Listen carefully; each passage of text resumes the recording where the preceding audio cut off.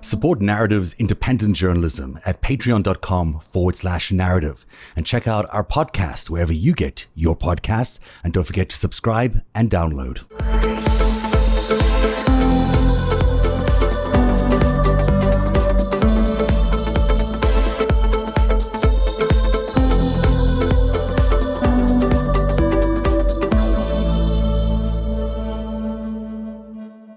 Guys, I'm monitoring the news thing, and I hate to break it up here, but oh, fuck me. It What looks like it's happened? true. Ruth Bader Ginsburg died. Oh, no.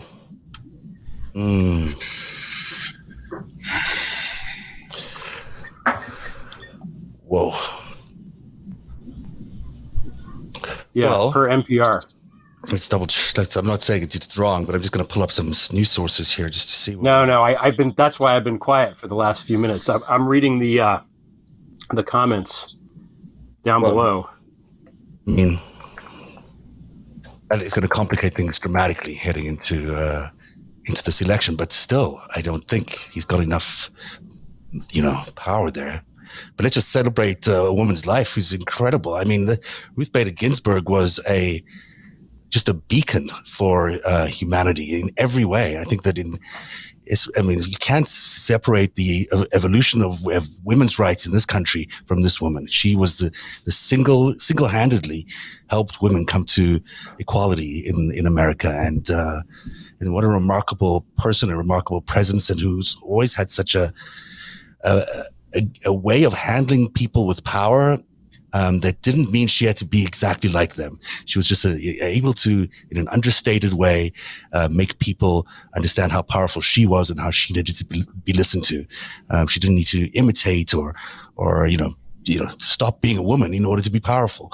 And just a sad loss. But what an incredible life! What an incredible life that she's been able to achieve so much. And she's been sick for a while. And I think she's been in pain for a while. So as much as this is a complicated political situation, it's undoubtedly also just a moment to celebrate and commemorate someone's incredible life. Let's do her proud. Yeah. It should be a motivator for everyone to, not that we need much more motivation to vote this year, but it seems like, the show is actually called The New Hope. And that's why I had that slide up, because there is, good polling out there that seems to suggest that Biden is so far ahead that that there's absolutely, that there is a moment here where we can be a little bit confident that those polls might be an accurate reflection of what's really going on in the swing states. Now, this might change things, to be honest. There's a lot of people who vote. Shit, remember last week? He must have known about this, because last week remember, kind of out of the blue, he circulated that list. Ted Cruz and Right. Listen. Right, he did. Here's.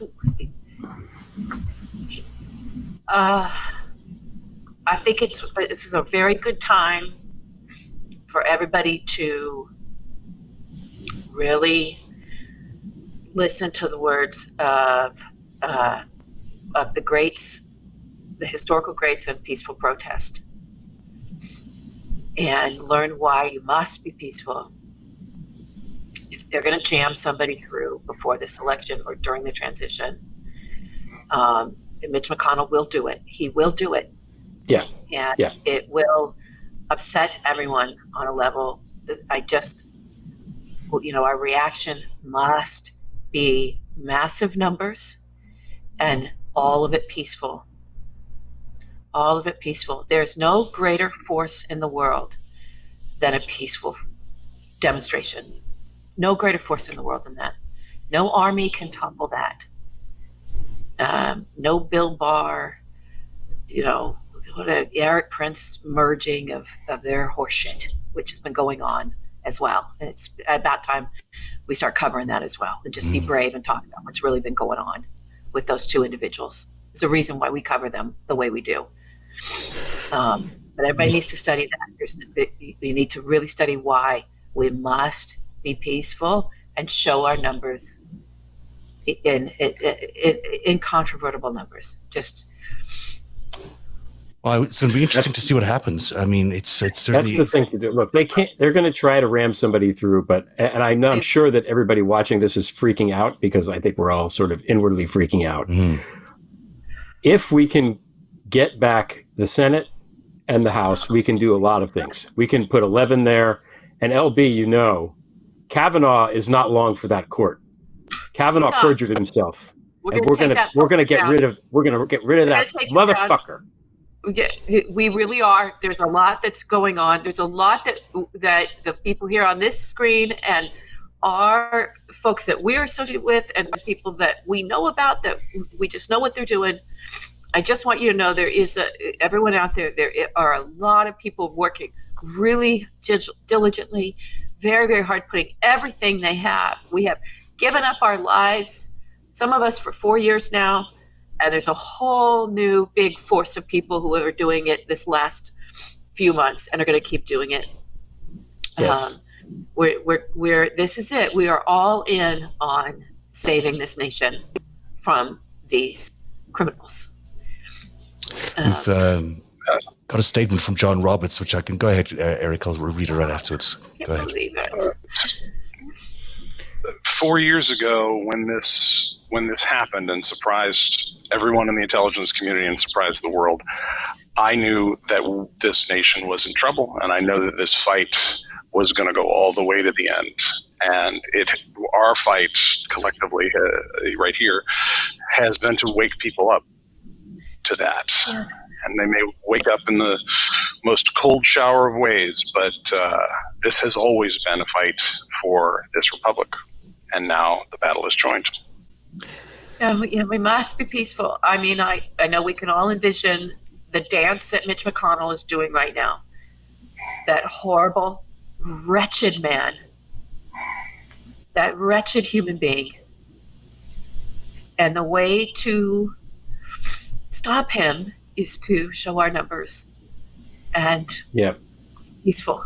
It's complicated because we know how the protests have been so weaponized by the people who are, the provocateurs or instigators or whatever that show up at these protests and turn whatever might be a peaceful protest into one that isn't peaceful. And that's what worries me about protests. And, we have to get to the point where they, take the step by step and see what they say. Like they're gonna try to do this. Probably they're gonna try to put another. They've already said they're going to do it. If she passes away, Mitch McConnell has said point blank, yes, of course.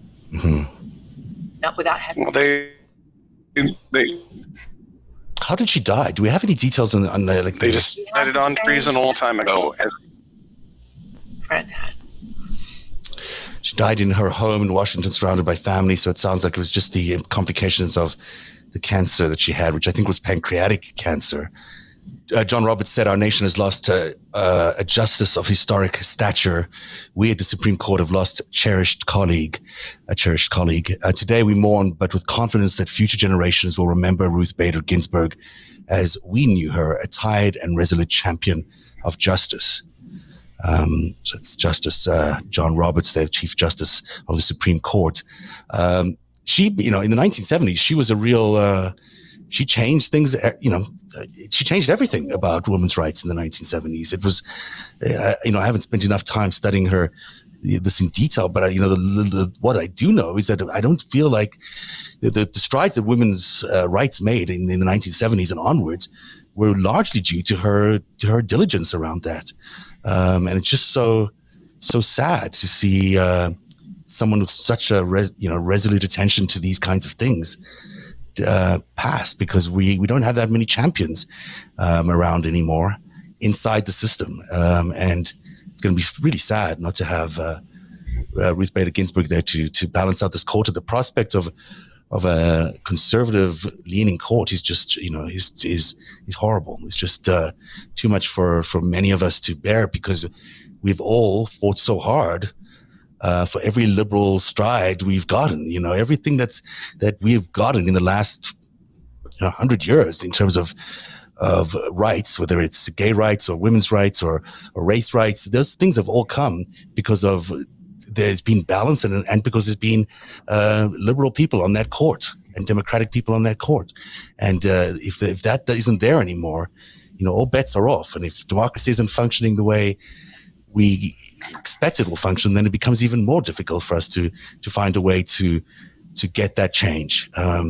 So one can only hope that the Republican Party gets, at least, and I know it's too much to hope that they're going to be in any way sober and calm and do the right thing at this point.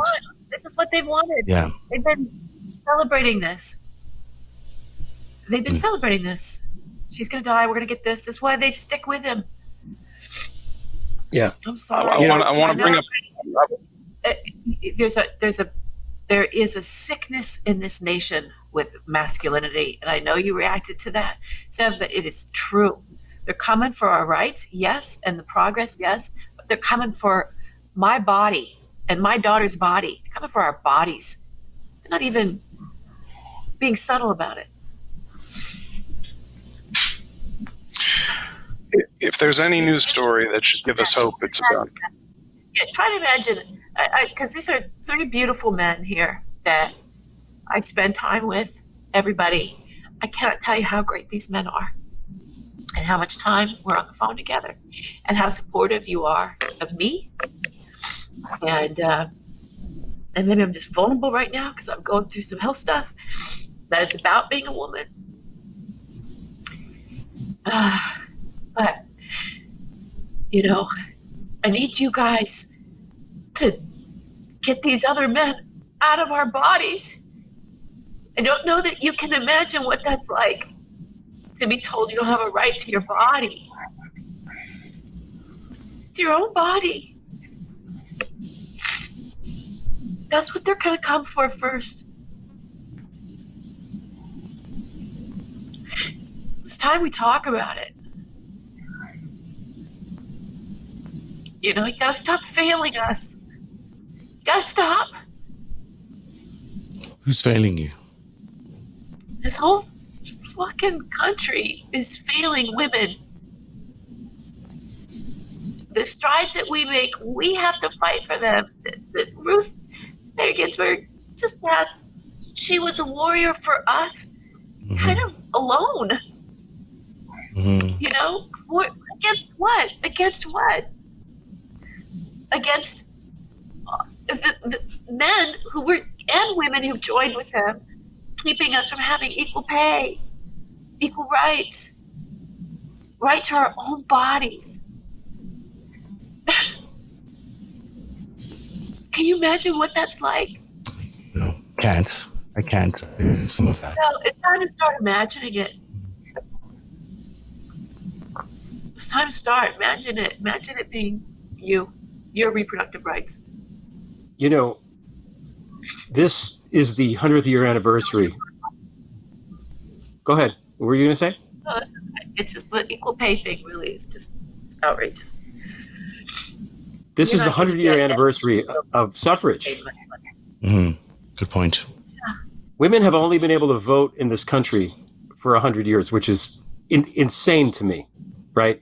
And for all the movements that are going on now with Black Lives Matter and putting the emphasis and making people look at the history of institutionalized racism in this country, the institutionalized sexism and misogyny in this country is older and more deeply seated. It's bad, and it's so baked into not just American culture but world culture that it's harder to even separate it and look at it in a realistic way. And I think one of the things that we need to do and that we can do is to. The president. I mean, it's insane. Right. No, they took that away. They fucking stole it. The Russians and Trump and all these criminals stole that, and that was something that was supposed to happen and did not happen. And we're going to have a powerful leader, beacon on the hill, beacon for hope. We've got all these other democracies. They can put women in there. There was a woman in Pakistan in charge, for Christ, in Pakistan, and not here. We got it. There's a lot to heal, but we can't do that. You can't do it if you don't have accountability. You know, I'm sorry. We gotta hold people accountable. You can't just say, "Oh, you're forgiven. You're forgiven." Well, no one is saying that. The question is, what do we do now? I mean, we're going to have a process where they are going to try jamming somebody, and I wasn't held accountable. and maybe we just, maybe we just continue to soldier on into the election and hope that that's actually, so big a win that it becomes so convincing a win, and that the Republicans are actually okay with getting rid of Trump, and we'll take the RBG replacement maybe as some sort of solace. They are not okay. I'm sorry, they're not going to be okay with it. That's hopeful, and I love that you said something hopeful. They're not. Well, I'm trying to find a way through this. I mean, I think the way through it is to just, we're in the fight for our lives now. We were in the fight for our lives before. We've been in the fight for our lives for 4 years. But we're in trouble. But let's say they do choose somebody before the elections. I mean, if it doesn't turn out to be a thing that happens after the election, then there's really no reason to keep on to Donald Trump. That's the last thing that maybe he was useful for was potentially another conservative justice. So if they can, if Democrats, whether they like it or not, just have to give in and say, okay, fine, we'll put in whoever you put in now and deal with it afterwards. No more of that. No more of that. Supreme Court justice. No, I'm sorry. I don't want men that are okay with experimenting on women's bodies. I'm not saying we have to live with the decision after the fact. No. I'm saying we agree with it. Don't agree with it. We let it happen because it's going to happen. And then we elect our president, and then we deal with whatever Kavanaugh allegedly did and whoever they put in. Because really, if you've got an illegal president, which I think he really is, installed in an act of war, I think there's a lot of after the fact argument that could be made about why these, every decision he's made really doesn't qualify. I agree with you. And I think this is where we're at. Though I agree with you that they're going to do all that. I agree that we might have to wait. And that's why I'm saying I could see a big convulsive reaction to this. Mm-hmm. Because, it's such a painful spot for people because of what they did with Kavanaugh. If we had two Gorsuches, it would be wretched.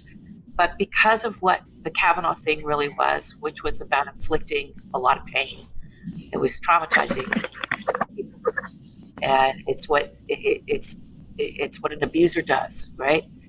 And people's had open wounds, and they went into this emotional part of their brain where they couldn't think straight and couldn't see. And here's Greg and I going, "Follow the money, you guys. He's lying. It's the money." And nobody could even hear that at the time.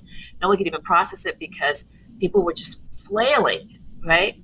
And so I could see that same just huge outburst of pain and emotion to this, what's coming for us. And all I'm saying is, please, we got to study. We got to just be this voice of it has to be peaceful. This is where Michelle Obama and Barack Obama are 100% right. You have to go really high. You have to go really high because you can't engage them in their abuse. It could be a real rallying cry. Go ahead. Can I be optimistic for a minute? Yeah. Because I think we're going to need that. There's a couple of things to consider. One of the other things that was bad about Kavanaugh is that Kavanaugh is bought and owned by, we don't know, but somebody, right? And that's why it's going to be relatively easy to remove him when we retake control of the Senate. And maybe we, the reporting, we reveal what we know and he steps down. I don't think Kavanaugh is going to be on the Supreme Court for the next 30 years. I think we're going to be able to 86 that motherfucker. Okay, so that's A. Yeah. Okay. And by the way, historically, not because these are vicious. I don't want what we're saying right now to get used as propaganda by the right to go, look, the liberals are plotting. Blah, blah, blah. No, he's a criminal. He's a criminal. That's it. What his criminality is, committed crimes. We can get him on his crimes. Now, historically, and certainly until fairly recently, when presidents picked Supreme Court justices, they tried to get people that hewed to their views politically. And often it was not the case when they actually went to the Supreme Court. Even Gorsuch, in the brief time that he's been there, has been sort of he's not predictable. I mean, in some ways he is. And the longer that they stay, the more liberal they tend to get. Historically, I'm talking about in the 20th century, right? Harvey Blackmun, was it Harry Black, put there by Nixon. So they can't. They're going to try to put somebody bad. They're not going to put Ted Cruz, those guys are not going to make it. I mean, politically, they have to pick a woman, I would think. I mean, come on. Even they have to. They do not have to do anything. No, they don't have to. But I know. They're desperate. They're all desperate. They're going to the most ugly place, all of them, because the next stop is prison, and they know it. Right, but if they want the person to actually survive there, okay? So all I'm saying is the historical record suggests that if it's a person that is actually qualified for the job and not a owned criminal or whatever Kavanaugh is, it really is kind of an unknown. You don't know what you're going to get necessarily. You might think you know, but you don't necessarily know. That's point 2. Point 3 is and people are writing this on the screen now that I'm reading, there is nothing in the Constitution that says we only have to have 9. We can have 11. We can have 10. And that's a good it. Point. And they can be like, well, we're going to put this guy on and be like, oh, yeah, here's 2 more. And also, here's D.C., and here's Puerto Rico. And now we have 4 more senators. Go fuck yourself forever. Actually, there was also a real good proposal by Pete Buttigieg during the election campaign for a very different way of appointing Supreme Court justices. So there's we're in an era of extreme change in this country. There's no doubt. But this could be one of the things that we need to correct. This is one of the things that if we can win the Senate and we can win the House and we do get the presidency, there is enormous opportunity for generational change, especially if you're going to have someone like Kamala Harris, who may be in the executive branch for 12 years. She could exact some real change. She could really do a lot with 12 years of legislative and radical change in this country. I really think that could happen. And so, this is a moment of it seems dire and sad and also incredibly difficult, but there is, at these times, there's always the rebound. It's always just at the darkest moments that you have that rebound when things feel like they can't get any worse, that you get the opposite reaction happening. And I think we have to think our way through this that way. We have to think through. We have to think this way. Mm-hmm. Here's what we also have to be, because denial is not your friend. Mm-hmm. Denial is not your friend either. This is incredibly motivating. Yes. For Republican voters. Mm-hmm. They were starting to get really depressed. This will motivate them. If it is something like we'll wait till the election, or we'll wait for the transition, or we'll wait, this is something Donald Trump and Mitch McConnell can also use to motivate those voters to come out, because if it's Donald Trump, then we know that we're going to get a conservative judge, and that the Dems and the liberals aren't going to be able to do anything about it. So you've got to vote this guy back in so that we can because we now have a chance to really secure the judiciary for the rest of all your lives, and we'll do away with Roe versus Wade. I am telling you, this is incredibly motivating for them. And so we need to be just as motivated and keep showing up. Today was a very inspiring day before this horror with, the first day of voting. And look at what happened in Virginia. I mean, it was around the Virginia, block. Yes. Yeah, that was on my list of news stories. Yeah. Look, there's so much that can happen. And I've seen the world change, and when I grew up in South Africa, it didn't seem like it was ever going to end. Apartheid was never going to end. It was just, the way it was going to be. It was going to get worse and worse and worse. There's going to be more violence, more security forces, more deceit. And then, just took the action of one man to decide to find a peaceful way out of this. And he literally just on his own, without even the ANC supporting him, Nelson Mandela on his own decided to end apartheid. Went and started the peace process.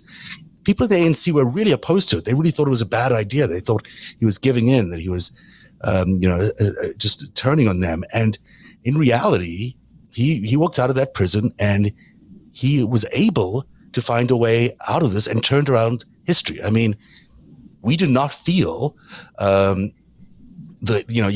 the fear that you felt growing up in South Africa, the constant police state fear that you had, which is similar, I suspect, to the kind of fear you're talking about, LB, is, that lifted because of Nelson Mandela. He walked out of that jail, and he took some years, and he walked out of that fear. Now, other things happened that are tough in South Africa. There's a lot of crime. There's a lot of bad things that have happened. But that fear of that system, of that police state grip that happened, I grew up in, that was lifted. And things can radically change very, very quickly if the people want it. And I suspect that there is so much motivation behind Democrats going into November 3rd that you could not be any more motivated than there is now, but there'll be even more motivation now. I mean, I still remember this day, the lineup of people waiting to cast their votes on it was April 27th, 1994, I think, that they were able to, the lineup was incredible because there were so many people came to vote. And I suspect that's what's going to happen on November 3rd. We're going to have that kind of turnout everywhere across this country. And it's going to be difficult because we're going to have coronavirus and a bunch of other things. But there was something very healing that happened because for the first time in South Africa, we had black and white people voting together and black people voting at all. And it was an incredible moment of camaraderie. It actually healed the nation. The act of voting together and the act of being democratic and the act of moving out of one phase into another phase is remarkably healing. And I suspect that for this country, that day is going to feel the same way because we're all going to the same polling booths and we're all going to be casting our votes together and we're going to be, taking part in this democratic act that we have decided that is important in our system to allow for peaceful change. And we can have that peaceful change. I mean, it's what we do. It's what we've done every single time there's been an election. And there's no reason why we can't have that peaceful change now because it is a system we love. It's a system that's worked. It's a system that's unique.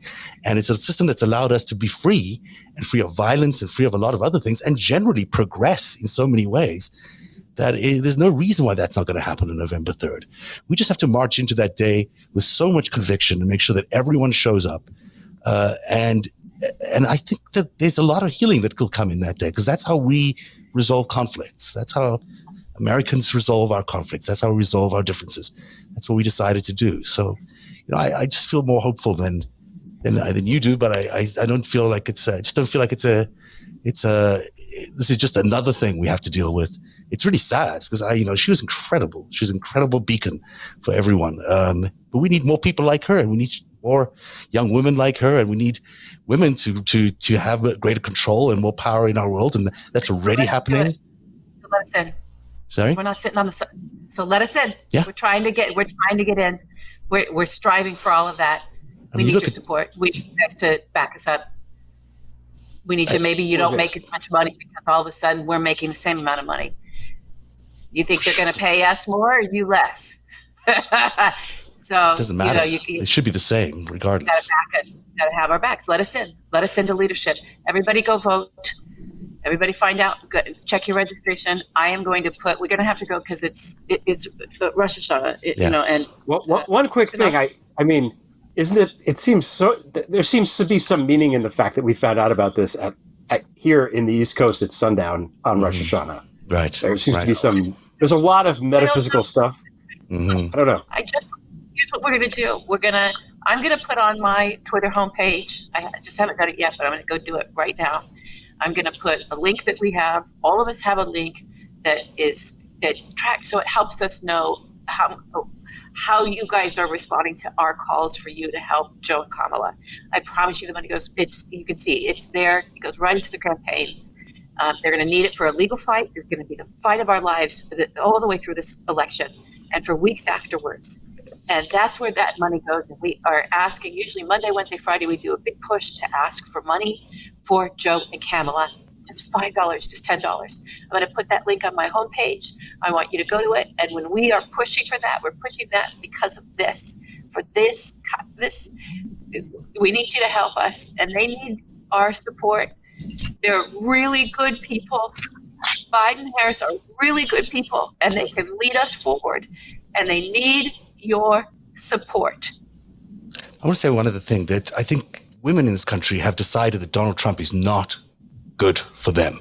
And in 2016, that was not the case. In 2016, they voted for him. They allowed him in, and it's because for some reason many of them were duped by him, and so they voted for him. They're not voting for him again this time. All the polling shows that they're not going to vote for him. And when you look at RBG as a motivator for women to go and vote for the same reason that you're talking about, I think you could actually see even more women turning out and voting for Democrats, even in the most Republican of areas in our country. I really do. I think, and you got Kamala as a woman who's going to potentially become the first female vice president to hold that office in this country's history. Those are very motivating factors for women, and as there'll be a lot of discussion in the next few weeks about women's rights, I think, and that's going to make it even more important that more women show up. And when you look at how to turn those swing states, it's the women's vote, and it's the left-leaning males that you can turn, and these kinds of issues can speak to them. I really do. I really think there's opportunity to try and push more of this agenda through as we head into the elections. Support Narrative's independent journalism at patreon.com/narrative, and check out our podcast wherever you get your podcasts, and don't forget to subscribe and download.